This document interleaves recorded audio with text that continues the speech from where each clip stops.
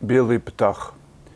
Почему-то подумалось, как бы родители среагировали, если это увидят. А муж?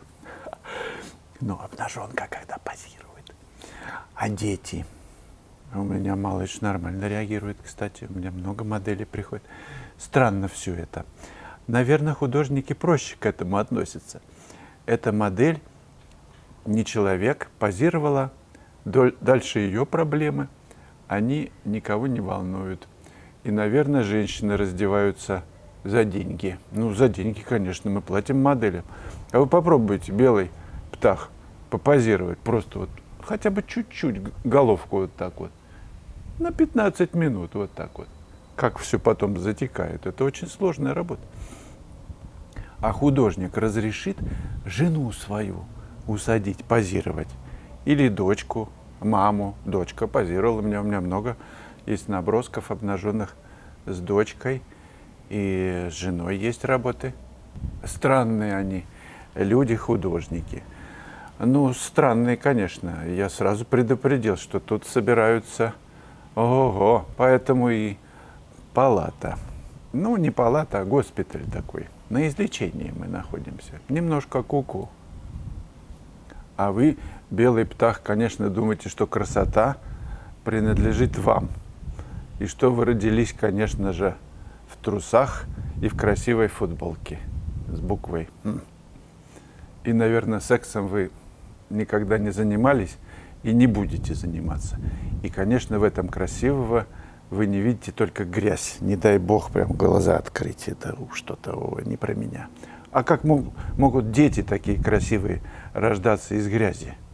Они же могут рождаться, красота, из красоты, из любви.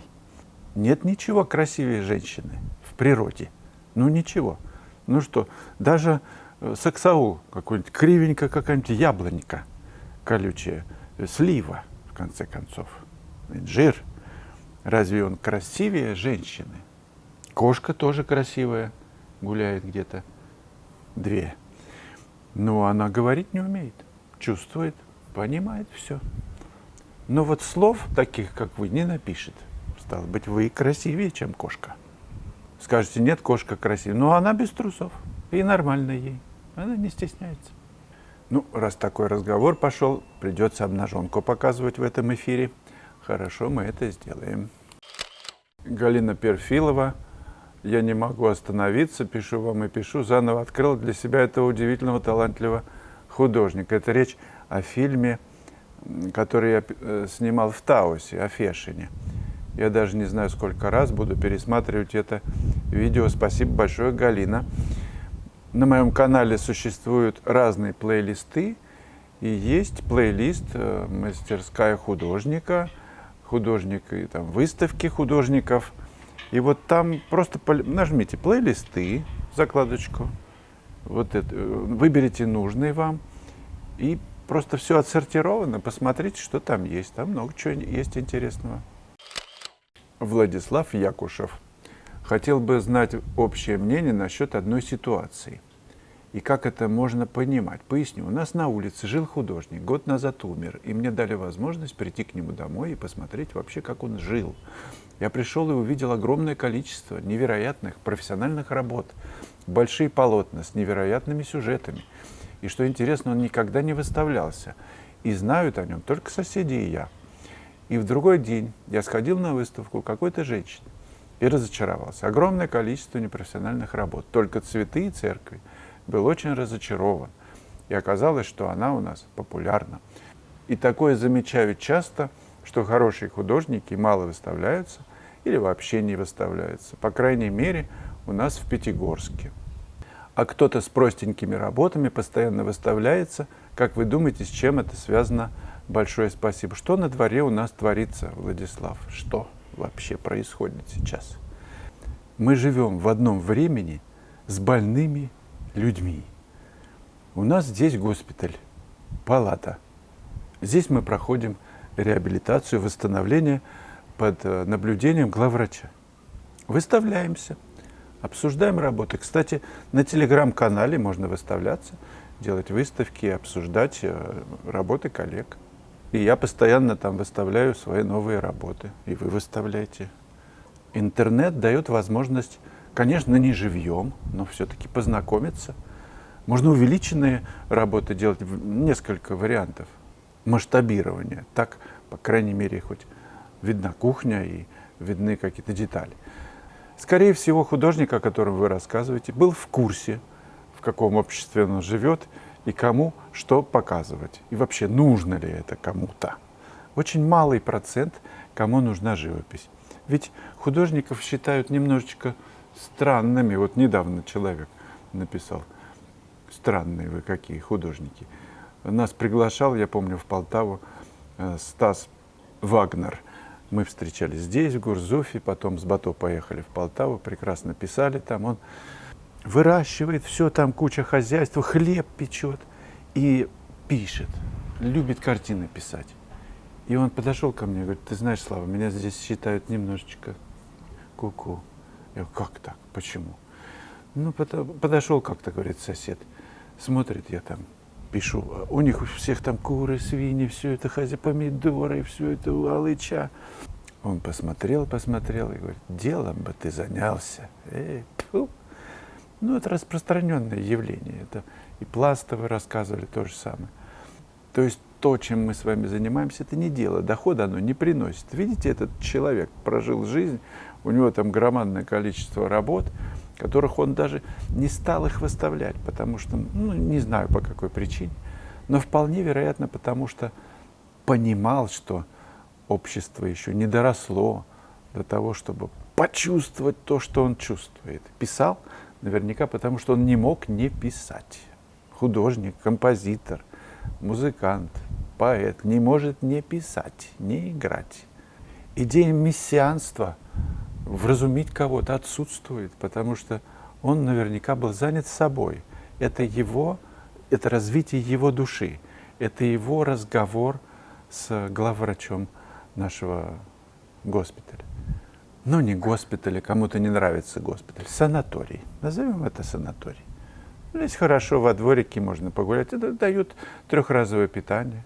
Понедельник, четверг, пятница. Все нормально. А остальное время мы свободны, пишем.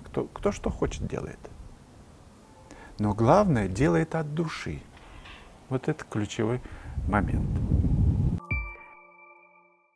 Друзья, 15 числа открывается выставка «Импрессионизм» в Москве, арт-коробка. Приходите на открытие. Увидимся, наконец, живьем. Я буду показывать свои новые работы. До встречи.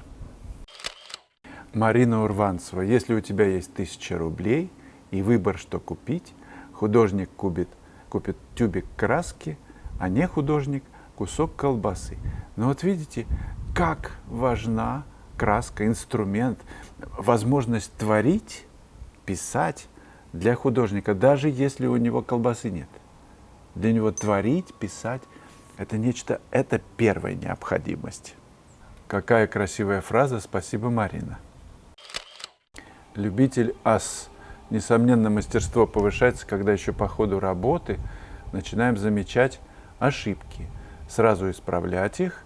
Если не замечали ошибки, тем более они мигрируют из работы в работу незамеченными, то мастерство таким образом не может повыситься. Разве это не так? Так. Не лучше ли написать такую же картину, но безошибочно, а картину с недостатками положить в архив, не выставлять или уничтожить? Так не лучше? Конечно, лучше. Но дело в том, что ты пишешь, ты же создаешь, ты же сочиняешь, а сочинение может не получиться, оно не сразу выходит. И где остановиться? В каком месте? Какое слово, если ты поэзию сочиняешь, стихотворение, мне сказали, стих нельзя, стишок говорить. Какое слово перечеркнуть, а какое оставить? Это же сочинение, ты пробуешь. Вот это ключевая штука. Это не блюдо, которое ты готовишь, ты можешь испортить и все. Нет, ты можешь делит сделать. Раз, из сковородки тухлую рыбу, нет. Или яйцо разбил тухлое, все испортил. А здесь ты можешь счистить и переписать. Поэтому любая новая картина художника – это эксперимент. Это прыжок в неведомое. Он не знает, что выйдет. Нет плана. Нет, это не чертеж, не выкройка по лекалу, по которой потом раз сшили, и все тебе налезло, и все, выточки, все готово, все сидит. Это может быть исправление ошибок, уточнение, проба каким-то другим способом выразить там главное. Ивета Лохматова рассказывала, у нее большая работа, вообще 3 метра, наверное, там лодки стоят. Она говорит, я ее перепробую, и так хочется попробовать воду пописать, и так попробовать. Ну, большая же, надо же время, ну, этот огород огромный, 3-метровый, окучить. Она говорит, больше я не буду такие работы огромные писать. Хочется попробовать и так, и так, и так. Ты же не будешь новый 3-метровый ставить для пробы. Ты пробуешь прямо в холсте, прямо здесь. В Рубель уже выставка, народ уже идет. А он своего демона, какого-то демона, поверженного или летящего, уже там лицо исправлял. Даже, по-моему, видно в этой работе, можно увидеть еще переписанные какие-то. Он не дописал там кое-что. И этот процесс мы с вами наблюдаем в шедеврах. Вот это для меня это самое ценное, видеть, как художник изменял свою работу. И это большой кайф, когда ты видишь, где что-то там осталось от прежнего уточнения. Они вносят такую живость, все движется, картина живая, только поэтому. Ну, сюжет и все такое мастерство, но и поэтому тоже. Я уже почти приканчиваю монтаж нового урока, который писал у таверны. Урочище целое будет, очень важный, столько цвета, понимания, как все устроено. Тень, свет, обилие деталей, люди, в общем, горы на заднем плане. Будет интересно, так что рекламирую, скоро будет готов. А пока заходите в онлайн-школу и посмотрите, что там есть на сегодняшний момент. Кто-то написал сердечек, не видит. Ну, значит, пальчик, нравится, написано, нажмите. Нажмите сейчас, не поленитесь. Ведь канал живет благодаря вот этим нажатиям и комментариям вашим. Ну и благодаря тем, кто учится в онлайн-школе. Я же не выпрашиваю здесь никаких донатов, никакой поддержки. Так что спасибо вам за активное участие в собственном развитии. Вместе растем, вместе карабкаемся на вершину мастерства. 41-й урок посвящен живописи темперой обнаженной сидящей фигуры в профиль. Несложная по рисунку тема, но возьмите, пожалуйста, те, кто смотрит уроки, карандаш для того, чтобы вместе со мной изучить структуру этой фигуры, ее конструкцию.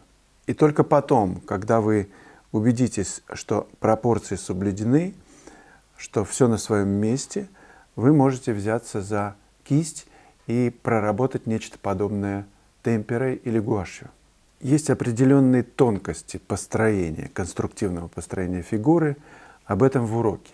И есть тонкости освещения модели. Общий заполняющий свет холодноватый, а по цветам теплый. Так и нужно писать ее целостно.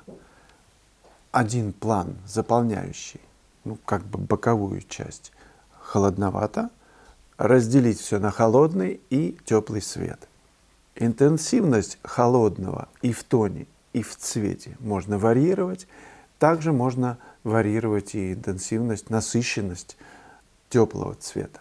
Разделение на тепло и холод, когда вы пишете модель, когда ставите свет, очень помогает решению творческих задач. Надеюсь, что этот урок вам будет полезен.